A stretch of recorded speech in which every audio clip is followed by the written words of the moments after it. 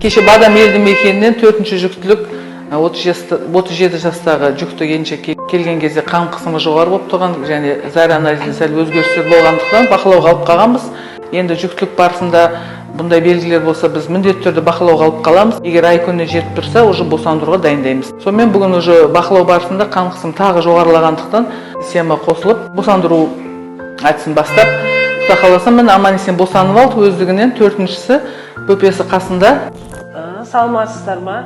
Мен Ордабасы аудандық Темірлан елді мекеніндегі ауруханаға келіп, аман-есен босанып алдым. Негізі бұл Ордабасы аудандық ауруханаға негізі босанғым жоқ еді, бірақ маған сол ауылда тұратын өзімнің көрші келіншектерім жаңағы кесаревамен босанған, сол жасаған операциясы өте сәтті шығып, жаңағы бір аптаның ішінде аяғыма тұрып кеттім деп мен жаңағы мақтауын естіп едім.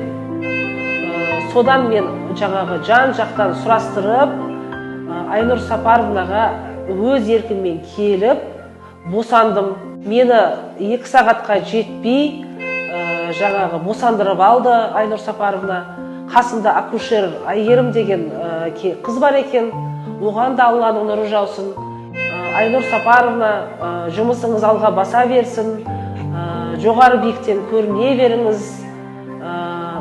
Қазақстан Республикасының Құдай қаласа ең мықты деген дәрігер атағы сізге беріле берсін. Менің Айгерімге айтар алғысым шексіз.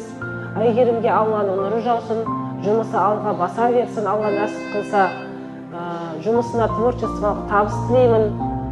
Халықтың, елдің көңілінен шығатын мықты дәрігер Айгерім.